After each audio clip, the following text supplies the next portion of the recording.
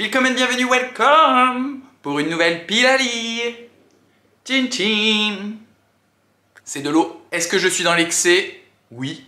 Est-ce que nous ne sommes que mi-novembre? Également, vous ne vous trompez pas. Est-ce que je vous fais une pile à lire de l'hiver? Tout à fait. Vive Noël. Ce week-end, je fais mon sapin. Je vais me dévêtir, hein. Je m'en excuse. De ce bonnet, on va se recoiffer et on va pouvoir commencer la vidéo du Cold Winter Challenge. Ba, ba, ba.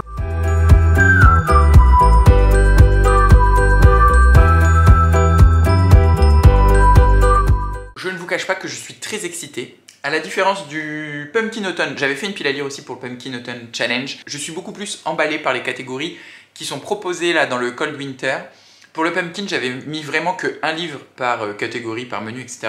Là, j'avoue que je me suis un peu plus emballé. Donc c'est pour ça que je suis par terre, parce que mes piles de livres sont par terre. Je ne vais pas tout lire, ça va être une pioche à lire, comme le dit Manon de la chaîne Vibration Littéraire. J'ai envie pour l'année 2022 vraiment de considérablement réduire les achats, parce que là, par exemple, en préparant cette pile à lire, je me suis rendu compte qu'il y avait beaucoup de livres que j'avais envie de lire. Quand je dis beaucoup, après, chacun met sa mesure où il veut. Je pense que j'ai une centaine de livres non lus chez moi. Et là, j'en ai sélectionné un peu plus d'une vingtaine que j'ai vraiment envie de lire. Et je comprends toujours pas pourquoi je continue à en acheter. J'ai envie de me taper. Là, je suis allé au Furet du Nord qui vient d'ouvrir à Reims. J'ai encore fait des achats. Je vais essayer donc de respecter cette pile à lire dans la mesure du possible. Dans le sens où je vais essayer de vraiment valider chaque item. Donc, lire au total... oui, voilà. 3 x 4, 12 et 4... 16. Donc lire au moins 16 livres et après en bonus lire d'autres livres. Le Cold Winter, qu'est-ce que c'est? C'est exactement comme le Pumpkin Autumn Challenge. Du 1er décembre au 28 février, on essaye de lire des livres en fonction de catégories plus ou moins imposées. Là, rien que le fait d'avoir préparé la palle, ça me donne très envie de lire certains livres. Donc il est probable que j'en lise certains avant le 1er décembre. Et puis, quand bien même, je m'en fiche, je suis chez moi, je fais ce que je veux, c'est ma chaîne. Sans plus tarder, nous allons commencer tout de suite avec le premier menu qui s'appelle Magie de Noël. C'est la magie de Noël. Joyeux Noël, Cricket. Joyeux Noël, Brenda. Si vous avez la ref, à tout jamais dans mon cœur. J'ai fait ça bien, hein. J'ai préparé mon petit bullet journal avec les différents menus. J'ai fait des petits dessins, des petits stickers. Voilà, la vie est belle. Vive le vent, vive le vent, vive le vent d'hiver. La première catégorie s'intitule All I Want for Christmas. Et il fallait donc trouver une romance, un roman d'amour ou d'amitié. J'en ai mis deux. En premier, j'ai choisi donc de mettre L'éternel fiancé de Agnès de Sarthe qui a été publié à la rentrée littéraire aux éditions de l'Olivier. Je ne sais toujours pas de quoi ça parle, je vous l'ai déjà présenté, mais entre-temps, j'ai toujours pas cherché. Il y a deux amoureux qui dansent sur un vinyle, je pense que c'est une histoire d'amour. Et par exemple, ce livre contribue au fait que je dise que je ne veux vraiment ralentir les achats parce que je me suis jeté dessus à sa sortie, je voulais absolument le lire, je l'ai acheté il y a maintenant 2 mois et je l'ai toujours pas lu. Et c'est affreux de se dire que là j'ai dépensé voilà, 19 € pour acheter ce roman, que j'en avais vraiment envie puis que je l'ai pas lu parce que la vie, parce que voilà quoi, mais c'est complètement irrationnel. Et bon après, est-ce qu'il faut être rationnel tout le temps dans la vie? J'en sais rien. Et le deuxième que j'ai mis, c'est Les Amants du Spoutnik de Haruki Murakami. Là pareil, on va être avec une histoire d'amour, je crois même qu'il est question de triangle amoureux, peut-être de polyamour, je sais plus exactement. Je sais que Mathilde de la chaîne Le Faucon Littéraire en avait parlé lors de sa vidéo du Love is Love Reading Challenge au mois de juin. Elle avait choisi ce roman pour parler de littérature queer, de littérature LGBT. Je ne savais absolument pas qu'il était question d'LGBT dans ce roman, ou en tout cas de relations non hétéro. Donc ça m'intéresse, c'est du Haruki Murakami, vous savez que cet auteur fait partie de mes auteurs préférés, donc je vais sûrement lire celui-là, peut-être avant même L'éternel fiancé. Ensuite, la prochaine catégorie s'appelle Lettres au Père Noël, et il fallait trouver un roman jeunesse, d'enfance ou épistolaire. J'ai choisi un roman épistolaire parce que vous êtes plusieurs à m'avoir dit qu'il fallait absolument que je le lise. C'est Et je danse aussi de Jean-Claude Mourleva et Anne-Laure Bondou. C'est une correspondance entre un auteur et une admiratrice. Cette admiratrice lui fait parvenir une enveloppe et l'auteur ne veut pas ouvrir l'enveloppe. Et du coup, ils continuent à s'échanger des mails. La relation, je pense, prend de plus en plus de place dans leur vie. Ça a l'air assez sympa. Moi, j'aime beaucoup les romans épistolaires. J'en lis très peu, mais c'est vrai que je les lis toujours avec beaucoup de plaisir. Par exemple, j'avais bien aimé le Cercle littéraire des amateurs d'épluchures de pommes de terre ou quelque chose comme ça. Un nom un peu à la Mort Molineux mais qui était très sympa à lire comme roman épistolaire. Donc voilà, je me dirigerai vers Jean-Claude Mourleva et Anne-Laure Bondou, surtout que je ne connais pas la plume de Jean-Claude Mourleva, mais j'aime beaucoup celle d'Anne-Laure Bondou, donc why not Coconut. Dernière catégorie de ce menu magie de Noël, la danse de la fée dragée. Je n'ai aucune fiche idée de qui est cette fucking fée dragée, mais en tout cas dans cette catégorie on nous demande de lire un roman fantasy, fantastique ou onirique, et j'ai trouvé le roman parfait, La fille qui tressait les nuages de Céline Chevet aux éditions du Black Cat, le chat noir. C'est un roman fantastique qui se passe au Japon, je crois. Il y a une petite fille qui a l'air d'avoir un pouvoir particulier, alors je sais pas si elle tresse les nuages à proprement parler, mais ça m'a l'air en tout cas très très onirique. Ce ciel là couchant, rosé, avec des espèces de papillons de lucioles, des pétales de cerisier, enfin voilà. En tout cas, moi, quand je pense onirique, j'ai pensé directement à ce roman-là dans ma petite tête, dans ma cabessa. Et dans cette catégorie, il y avait aussi le mot-clé fée, F-E-E, enfin une fée quoi, la fée Clochette. Et du coup, j'ai choisi de mettre Le Magicien d'Oz de L. Frank Baum, qui est là publié chez Flammarion et illustré et animé par Mina Lima. Vous avez dû voir passer pas mal ces éditions dernièrement, parce qu'elles viennent de sortir. Il y a Le Magicien d'Oz, Peter Pan, Le Livre de la Jungle et les 2 premiers tomes d'Harry Potter. Et en fait, c'est des romans qui sont, alors déjà, regardez, magnifiques pour ce qui est de genre des entêtes, tout ça, et qui sont animés avec des pop-up.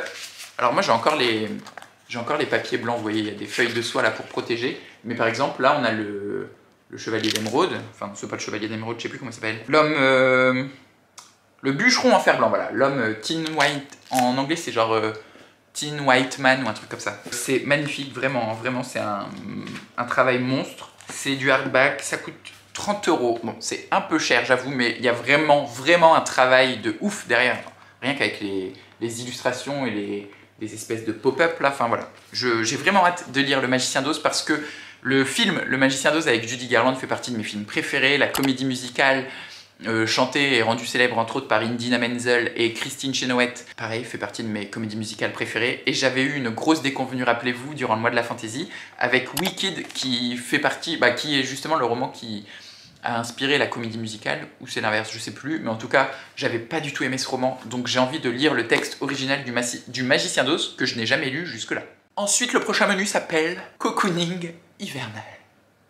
Il faut imaginer que dedans c'est une petite boisson chaude, réconfortante, style chocolat chaud, blabla, alors qu'au final je bois de l'eau. De l'eau, messieurs, dames. Some water, please. Donc dans le menu Cocooning hivernal, la première catégorie s'appelle marron glacé. Je déteste les marrons glacés. Il faut lire un roman feel good ou gourmandise. On pouvait mettre un livre de recettes, faire une recette, enfin voilà. Personnellement, je me suis plutôt laissé tenter par le mot gourmandise et j'ai donc décidé de mettre la singulière tristesse du gâteau au citron de Aimé Bender dans la collection Point. Je vous en ai déjà parlé. On est avec une petite fille qui a le pouvoir particulier de sentir les émotions des gens qui ont préparé les aliments qu'elle mange.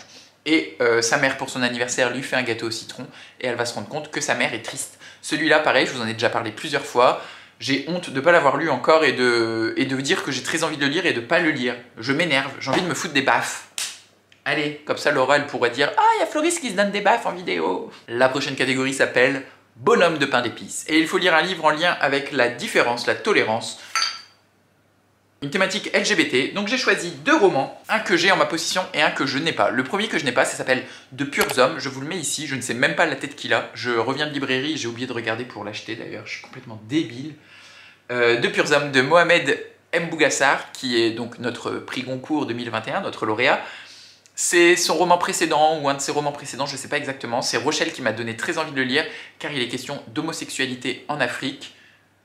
L'Afrique, terre d'homophobie, enfin, malheureusement, en 2021, c'est toujours un des endroits les plus dangereux pour la communauté homosexuelle. Donc, du coup, j'ai très envie de savoir comment c'est abordé, comment ça se passe là-bas pour les homosexuels, parce que je ne m'y connais pas très bien et ça pourrait être intéressant de se renseigner, d'autant plus que je suis en train de lire le prix Goncourt actuellement et que j'adore la plume de Mohamed Mbougassar, donc je me dis que cette plume avec un thème qui me plaît énormément, bingo. Et sinon, j'ai choisi Le Protocole compassionnel de Hervé Guibert, de la littérature vraiment très réconfortante, justement, pas du tout. On est toujours dans les écrits de Hervé Guibert qui racontent le sida et la maladie. C'est le 2e tome de sa trilogie, le premier tome étant À l'ami qui ne m'a pas sauvé la vie. Je l'ai lu l'année dernière, à peu près la même période, je crois d'ailleurs. Donc voilà, j'ai très envie de découvrir la suite de cette trilogie. Et enfin, la dernière catégorie de ce menu cocooning s'appelle vitrine de Noël. Il faut lire soit des beaux livres, soit des graphiques. J'ai choisi donc un graphique et un beau livre. Le premier, c'est Stuck Rubber Baby de Howard Cruse aux éditions Casterman. Alors là, je vais essayer de vous montrer quelques planches parce que c'est quand même très particulier comme dessin. Regardez, c'est des cases assez petites, tout en noir et blanc, beaucoup de texte, vraiment. On va être dans une petite ville du sud des États-Unis. On coche une case sur le bingo de Flo-Flo. On me dit petite ville sud États-Unis, je cours. Jeune homme sensible et réservé, on coche une deuxième case. Début des années 60, on coche une troisième case. Toland réalise qu'il est bien difficile de se découvrir homosexuel. On coche une 15e case. La ligne est complète. Bingo de Flo-Flo. Je l'achète, je veux le lire. Voilà. J'en sais pas plus. Apparemment, c'est quand même un roman genre fondateur du roman graphique, je crois. Publié au milieu des années 90, il mêle à la fiction ses propres souvenirs tout en faisant le portrait d'un monde inégalitaire et révoltant. Je sais plus où j'ai vu que c'était un monument. Ah voilà, pionnier du roman graphique. Donc, alors, moi je sais jamais la différence. C'est vrai que là, comme ça, je dirais plutôt que ça s'apparente à une BD avec ses cases et ses bulles assez classiques. Eux, ils disent que c'est un roman graphique. Où est la limite entre le roman graphique et la BD? Je n'en sais rien, mais j'ai très envie de le lire. Ensuite, parce qu'aucune case me permettait vraiment de mettre de la poésie, j'ai quand même réussi à en faire rentrer dans cette catégorie beau livre ou graphique ou illustré. J'ai mis le livre du désir de Leonard Cohen, là, que j'ai dans une édition limitée de chez Point. Vous voyez, il y a un petit truc coffret. Donc le livre du désir, c'est de la poésie de Leonard Cohen, qui est illustré un peu à la manière de Rupi Kaur. Enfin, les dessins varient souvent, mais ça peut faire penser un peu à Rupi Kaur. Enfin, c'est plutôt Rupi Kaur qui fait penser à Leonard Cohen pour le coup, car c'est antérieur. Je connais, comme tout le monde, quelques grands classiques de Leonard Cohen, mais je ne savais pas qu'il écrivait. Et en fait, quand je suis tombé sur ce livre en librairie, je me suis jeté dessus parce que j'ai un ami qui travaille beaucoup sur la question du désir dans son domaine artistique. Donc je l'ai pris pour pouvoir le lire et peut-être lui en parler. Et puis parce que ça m'intéresse toujours de lire de la poésie, donc on partira sur du Leonard Cohen. Prochain menu, hiver sombre. Alors là, c'est un menu comme son nom l'indique où on va pouvoir mettre plutôt des thrillers, des polars, des trucs qui foutent les frousses, les miquettes. En veux-tu, en voilà. Quoique, j'ai pas des trucs qui font très peur. La première catégorie s'appelle Scrooge et il faut donc lire un livre qui nous parle d'un anti-héros ou de conflit. J'ai choisi ZOF 1945 de Jean-Christophe Bertin aux éditions Pocket. C'est un roman qui nous raconte l'histoire de l'Allemagne occupée par la France après sa défaite. Donc on va être dans la zone, alors je ne sais plus si c'était le nord-ouest ou le sud-ouest de l'Allemagne, mais qui était la partie que la France occupait après la victoire de 1945. Et on va être voilà, dans cette année zéro de la Nouvelle-Allemagne, dans ce début de reconstruction, même si en 1945 il n'y a pas vraiment de reconstruction au début, avec ces Français qui se retrouvent gagnants de la guerre en ayant perdu 4 ans plus tôt parce que la France était occupée dès 1940. Et ils vont pouvoir, à mon avis, peut-être se venger. À mon avis, ouais, ça va être assez sombre, assez... on est les perdants qui se retrouvent gagnants et qui en plus gagnent un bout de terrain sur l'Allemagne. Donc j'imagine que ça va être assez compliqué comme livre. J'ai jamais rien lu sur cette période ou sur ce sujet de la France qui occupe l'Allemagne. Donc ça m'intéresse grave. Stalactique ensanglanté. Là, il faut lire un roman d'horreur ou un thriller. Alors j'ai mis un thriller qui à mon avis va être un thriller assez soft parce que c'est un thriller judiciaire qui s'appelle L'Engrenage de John Grisham. On va être avec 3 juges qui sont emprisonnés, 3 anges déchus en fait, parce que des juges qui se retrouvent en prison, à mon avis c'est pas si courant. Et ils écrivent des lettres, ces 3 juges-là, à des jeunes homosexuels, ou en tout cas à des jeunes qui postent des annonces dans des journaux homosexuels. C'est plus ou moins ce que nous raconte le résumé, je sais pas trop où est-ce que ça va nous mener. Je n'ai jamais lu John Grisham et avec mon ami Cyriel Despotrons-Minet que je ne vous présente plus, nous l'avons tous les deux en commun dans notre pile à lire, donc on va se le faire en lecture commune et ça me permettra de découvrir John Grisham. Un thriller qui mêle un peu d'homosexualité, moi ça m'intéresse toujours et j'ai envie de découvrir la plume de cet auteur, donc un petit thriller. Dans la catégorie Père Fouettard, il faut lire un livre en rapport avec les forces obscures ou le démon. J'ai pas trouvé grand chose dans ma pile à lire et je me suis rappelé que j'avais ce roman qui s'appelle Noir Animal de Yann Kefelec aux éditions Pocket toujours, mise au point, mais ainsi. Je cache parce qu'il y a une grosse croix gammée sous mes doigts et je sais pas trop où est-ce qu'on en est avec les autorisations sur YouTube. C'est un roman qui va parler du nazisme en fait, parce que c'est un petit jeune de 10 ans, Charlie, qui se fait adopter dans une famille et son grand frère adoptif, est un skinhead néo-nazi et je crois qu'il va lui faire vivre plutôt la vie très très dure. Donc je me suis dit, niveau force obscure et démon, on ne doit pas être trop mal là. Néo-nazi, skinhead, qui fait vivre un enfer au quotidien à son frère. Ça, je pense que ça va être le genre de lecture, après c'est très court, ça fait 130 pages et c'est écrit relativement gros, mais assez dur, assez insoutenable, surtout s'il y a des violences entre frères et sœurs. Je suis pas certain d'aller au bout, ou en tout cas d'y aller très sereinement, mais je l'avais trouvé en boîte à livres et j'aimerais bien le lire pour pouvoir aller l'y remettre en boîte à livres. Et enfin, dernière catégorie, chalet sous la neige. Nous devons lire un livre qui se passe soit en huis clos, soit un livre sur la solitude. Et j'ai choisi donc de lire, moi, Confession d'un masque de Yukio Mishima. Je vous l'ai présenté il n'y a pas longtemps. Cette caméra me saoule à ne pas faire le focus. J'ai changé les réglages et depuis, elle fait un peu sa life. Voilà. Confession d'un masque, mais de Yukio Mishima. En fait, alors je sais pas vraiment si c'est un huis clos ou un livre sur la solitude, mais c'est parce que la première phrase du résumé nous dit « Dans l'intimité de sa chambre, Koshan s'éveille au désir en parcourant les pages d'un livre d'art. » Donc j'imagine qu'on va être avec Koshan, qui va se remémorer plein de trucs peut-être, ou qui va nous raconter sa vie de jeune homosexuel dans le Japon conformiste du XXe siècle, mais dans l'intimité de sa chambre, comme nous le promet le résumé. Donc je me dis, c'est quand même un roman sur la solitude. Un homosexuel au XXe siècle au Japon, il devait pas avoir une vie sociale voilà. Je vous laisse continuer la phrase. Non mais voilà, je pense qu'il va être quand même question de solitude et d'avoir du mal peut-être à s'intégrer ou à s'assumer ou à dire qui on est. Donc voilà, celui-là, c'est un monument de la littérature homosexuelle, queer, tout ce que vous voulez, j'en passe et des meilleurs. Il serait temps de le lire, Flowfly. Je suis désolé, j'ai toujours vraiment l'impression que je vais à 100 à l'heure quand je fais une pile à lire. Mais c'est parce que je pense que c'est pas toujours très intéressant de vous montrer des livres que je n'ai pas lus. C'est comme les book hauls en fait. Quatrième menu, marcher dans la neige. Ça c'est marcher, ça c'est la neige. Je n'ai pas du tout de diplôme en langue des signes, vous vous en rendez bien compte. Donc là c'est plutôt un roman qui nous appelle à la nature, qui nous appelle aux grands espaces, qui nous fait sortir de chez nous, quoi. Donc le premier item s'intitule donc Pôle Nord et il faut lire un livre qui nous parle d'hiver, de froid ou de neige. J'ai choisi un livre que j'avais acheté aux Aliénales et qui, quand j'ai vu Pôle Nord, froid, neige, je pouvais pas mettre autre chose que ça. Moitié d'âme d'Anselme. Alors j'ai écorché son prénom la dernière fois. Hochkorn. Je pense que c'est Hochkorn. Désolé si j'écorche son prénom, son nom de famille. Mais Anselme Hochkorn.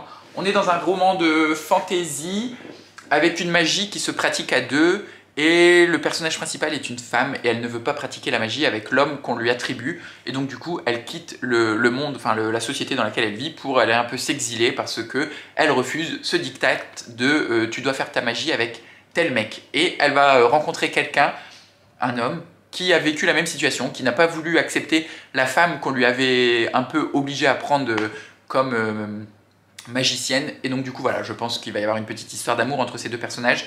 Le livre est vraiment magnifique, on est dans un semi-hardback assez gros, une tranche colorée ou un dos, je sais jamais comment ça s'appelle ça. C'est la tranche? Oui, parce qu'on dit casser le dos, donc ça doit être la tranche. Des entêtes de chapitres qui sont jolies aussi, ça vaut ce que ça vaut, hein, pas grand chose en soi, avec 5 trônes parce que la saga s'appelle Chronique des 5 trônes. J'imagine qu'il va y avoir d'autres tomes. Pour l'instant, c'est le seul qui est publié et édité. Après le pôle Nord, direction le pôle Sud, où on nous demande de partir en voyage, de lire un livre de développement personnel ou qui nous raconte l'évolution d'un personnage. Moi, j'ai vu Voyage. Tout de suite, j'ai choisi La route de Cormac McCarthy. Classique de la science-fiction, classique des relations père-fils que je n'ai pas lu, classique que je vais lire, voilà. C'est un assez court roman et en plus avec une écriture très particulière qui vraisemblablement va me plaire parce que c'est une écriture assez fragmentée, une écriture assez introspective. Je pense que ce roman a de bons ingrédients pour me plaire. Peut-être un peu trop de réflexion sur la vie, sur la vie et ses conneries, hein, mais faut que je tente, donc je le lirai également normalement en lecture commune avec Cyrielle, encore et toujours, ma compatriote de pâle et ma compatriote de lecture. Et enfin, dernier item de ce menu marché dans la neige, forêt enneigée, et faut lire un roman de nature writing. Alors, je me suis peut-être un peu enflammé, j'avoue, mais suite à ma lecture de Martin Eden, que j'ai beaucoup aimé, j'ai eu tout de suite envie de découvrir plus de Jack London. Et j'ai acheté 2 monuments de Jack London, L'appel de la forêt ou L'appel sauvage, avec là la collection Folio classique, traduit par Marc Anfreville et Antoine Cazé et préfacé par Philippe Jaworski, qui, je crois, Philippe Jaworski est celui qui a fait une traduction de Martin Eden, mais c'est pas la traduction que j'ai lue. Là, on va être avec un chien qui devient un loup ou quelque chose comme ça. Enfin, en tout cas, niveau nature writing, forêt enneigée, je pense que c'est tout bon. Et là, je viens de me prendre Cro-Blanc dans cette édition libretto, donc qui est recouverte d'une jaquette qu'on peut tout à fait retirer. Et sur la couverture dite officielle, nous avons une magnifique photo de Jack London. Bah pareil quoi, un autre monument, enfin le deuxième monument de Jack London, Cro-Blanc, L'appel de la forêt.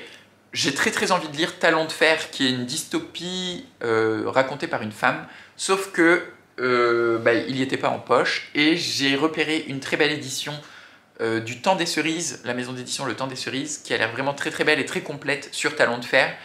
Et puis bah merde, Talon de fer ça rentre pas dans Forêt enneigée dans tous les cas, donc ces deux-là, oui, il le rentre, et je pense que c'est du nature writing, donc je lirai peut-être un de ces deux-là, ou les deux, ou aucun des deux, parce que j'ai également mis Continuer de Laurent Mauvigné, qui là est du nature writing, mais enfin à mon avis pas vraiment du nature writing. C'est parce que j'avais pas les deux autres en fait quand j'ai fait la palme, mais je les ai achetés entre temps. Mais on va se balader dans les plaines, non, dans les montagnes du Kirghizistan, avec une mère et son fils qui essayent de se retrouver l'un l'autre. Donc je pense qu'on va être surtout un peu comme dans La Route, sur cette histoire de mère et de fils qui se parlent et qui essayent de se rencontrer, enfin de se découvrir. Mais si ça se passe dans les montagnes du Kirghizistan, je pense que c'est pas anodin. Il doit y avoir quelque chose avec ces montagnes, ou en tout cas c'est peut-être un lieu qui compte pour Laurent Mauvigné, il a sûrement quelque chose à dire sur cet endroit. Donc c'est pour ça que je l'ai mis dans la catégorie nature writing, mais ça peut peut-être aussi aller dans la catégorie voyage, évolution, parce que c'est un voyage que la mère et le fils entreprennent, car le fils décroche à l'école, ils ont vraiment une relation un peu toxique et tout, et pour s'évader et se retrouver, ils partent tous les deux dans ces montagnes du Kirghizistan. Est-ce que vous avez déjà entendu quelqu'un dire le mot Kirghizistan 4 fois dans une vidéo? Je ne pense pas. Bienvenue chez Flowfly. Et enfin, dernier menu qui s'intitule Sorcellerie hivernale. Allo Mora, Hocus Pocus, blablabla. Sorcellerie hivernale, il va être question de magie, normalement. Le premier thème s'appelle Étoile des neiges et on nous demande de lire un livre en rapport avec l'astrologie, l'astronomie ou un livre de science-fiction. J'ai donc choisi 2 livres de science-fiction. Un autre monument que je n'ai toujours pas lu, Fondation de Isaac Asimov. Je ne vous fais pas l'affront de vous faire le résumé, surtout parce que je ne le connais pas, et aussi parce que c'est très connu, c'est un monument de la science-fiction. Il y a la série qui est sortie, là je sais plus, sur Amazon Prime ou une quelconque plateforme, peut-être Apple TV. J'ai trouvé les 4 premiers tomes d'occasion chez Emmaüs, donc ils m'ont coûté 2 € les 4 premiers tomes. Je vais essayer de lire le premier, Station 11 de Emily St. John Mandel, avec cette troupe itinérante d'artistes qui se baladent dans un monde où la civilisation s'est effondrée. Je pense que c'est de la science-fiction assez féministe, en tout cas c'est de la science-fiction écrite par une femme qui met l'art au milieu de son récit, parce qu'on est avec une troupe d'artistes, d'acteurs itinérants et de musiciens. Donc moi voilà, vous savez peut-être maintenant que j'aime beaucoup le spectacle vivant, les comédiens, la musique, tout ça, ça me parle beaucoup. Donc j'ai envie de savoir ce que ça cache. Et je vous l'avais proposé dans le cabinet de lecture et puis vous ne l'avez pas élu, donc je vous en veux et je vais le lire de mon côté, sans vous, c'est tout. Chacun sa merde, vous en voulez pas, mais moi j'ai le droit de le lire. Catégorie Baba Yaga, il faut lire un roman sur une sorcière, le féminisme ou des femmes de pouvoir. Baba Yaga, je crois que c'est un peu l'équivalent du Père Noël en Russie, je me trompe peut-être, j'irai vérifier. Pour le féminisme, je me suis acheté Her Story, Histoire des féministes, qui est un roman assez bien illustré, enfin c'est pas que de l'illustration, il y a des articles, il y a un peu de tout, il y a des références littéraires ou filmographiques, non là c'est filmographique justement, mais je crois qu'il y a aussi des références littéraires. Voilà, c'est un roman qui retrace un peu le féminisme, les mots de vocabulaire sur le féminisme. Je l'ai pris parce que ça a l'air d'être quand même assez bien, j'allais dire achalandé, mais assez bien écrit, assez intéressant, que ça va pas être plein de lieux communs, en tout cas je l'espère, c'est vraiment ce que j'espère, que ça va pas être un livre bourré de lieux communs ou de choses que je sais déjà. Je dis pas que je suis un collab sur le mouvement du féminisme, mais je me suis quand même pas mal renseigné, j'ai déjà lu pas mal de romans ou vu pas mal de films, donc voilà, je vais voir. Ça fait quoi, 250 pages? Je pense que ça se lit assez rapidement, et puis voilà. C'est publié, pardon, je ne l'ai pas dit, aux éditions de La Ville Brûle. Et les autrices sont Marie Kirchen et Anna Wanda Gogusé. Je ne sais pas qui a écrit le texte et qui a fait les dessins, mais je vous laisse chercher. Donc ça c'est pour le livre sur le féminisme dans lequel je peux piocher à droite à gauche parce que je crois que c'est classé par ordre alphabétique. Par exemple, on va prendre un mot au hasard, mansplaining ou m'explication. Féminazie, décidément, j'ai que des livres où il est question de nazisme. Droit de vote, déclaration des droits de la femme et de la citoyenne, culture du viol, black féminisme, Beyoncé, badass, backlash, avortement, riot girl, pensée straight. Bref, voilà, je vais pas vous faire tout le bouquin, mais c'est un espèce de dictionnaire féministe. Toujours dans cette catégorie, pour le mot-clé femme de pouvoir, j'ai mis Les adieux à la reine de Chantal Thomas, qui est également un perdant du sondage pour le cabinet de lecture. Là, on est dans les dernières heures de Marie-Antoinette racontées par sa femme de chambre. J'ai trop envie de savoir, j'ai envie de me prendre pour Stéphane Bern dans le palais de Versailles et de voir ce qu'elle faisait, la Marie-Antoinette, juste avant de se faire couper la tête. Donc voilà, puis bah, c'est mon amoureuse, c'est Chantal Thomas, je l'aime trop. Elle a eu le prix Femina pour ce roman, je n'en avais aucune idée. Mais voilà, Chantal Thomas, Marie-Antoinette, tout ça, je suis là. J'en ai mis un autre pour féministe, femme de pouvoir. Parce que là, c'est surtout l'autrice qui est très engagée sur le féminisme. C'est la petite communiste qui ne souriait jamais de Lola Lafont. Je crois que je vous l'avais également proposé au cabinet de lecture. Là, en fait, j'ai mis... parce que j'avais proposé surtout j'avais surtout proposé des lectures féminines là pour le mois de novembre. Du coup, je vous ai mis un peu tout ce que vous n'avez pas voulu lire et que moi j'ai envie de lire.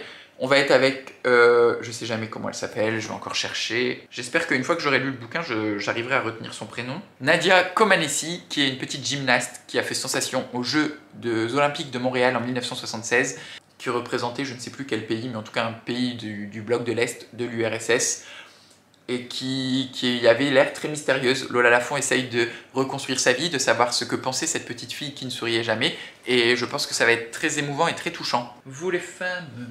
Vous les charmes... Ah bah non, parce que je viens de faire un achat, donc vous voyez, là typiquement c'est une catégorie où je vais pas lire ces 4 romans, je vais sûrement piocher à l'instant T ce que j'ai envie de lire, mais j'ai envie de lire Moi Tituba sorcière de Marie Scondé, qui a été, je crois, réédité, enfin là j'ai vu que cette édition datait de 2021, je pense que c'est un peu une édition spéciale, collector, parce que vous voyez, c'est holographique.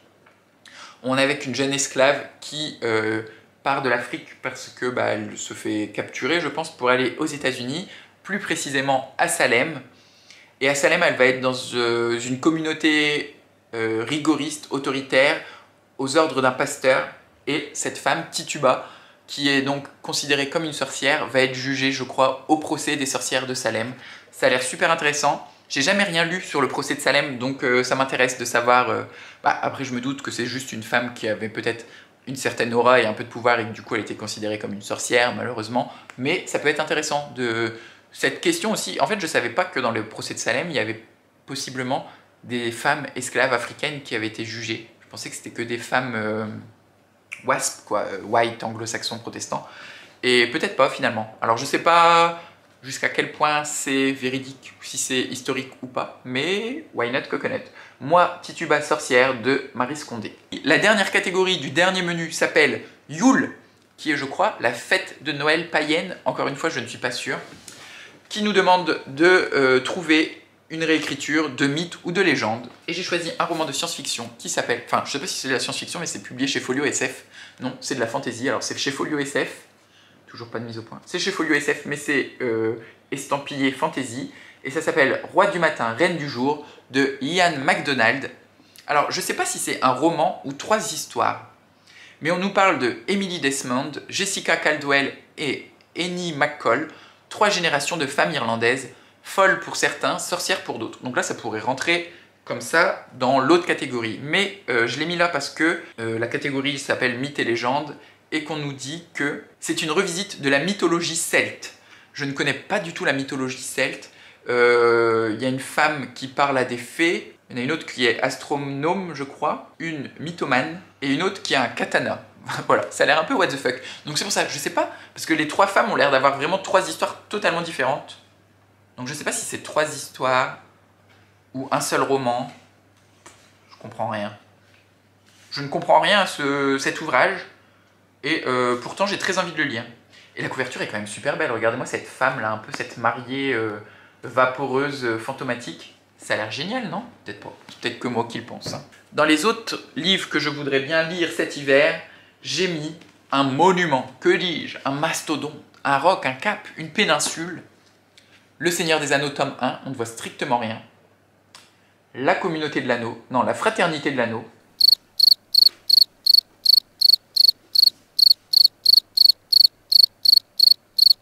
Le film, il s'appelle pas La communauté de l'anneau? Je sais pas c'est quoi le titre original. Ah oui, alors le titre original c'est The Fellowship of the Ring. Donc effectivement, communauté, fraternité, c'est assez similaire. Donc j'ai jamais lu Le Seigneur des Anneaux. Je crois que j'ai vu que 1 ou 2 films et des morceaux par-ci par-là. Enfin, c'est sûr que j'ai pas vu les 3 films dans leur entièreté. J'ai trouvé cette édition au Furet du Nord. C'est une édition illustrée. Enfin, il y a 18 illustrations dedans. Donc là, vous voyez le cher Gollum. Je vais pas tout vous montrer parce que bah, si vous comptez l'acheter, ça serait dommage de vous surprendre. Voilà, l'histoire du Seigneur des Anneaux, vous la connaissez, 2 petits nains qui vont foutre un anneau dans le volcan. Et entre-temps, il y a 3 tomes, 2000 pages. Là, on est sur du...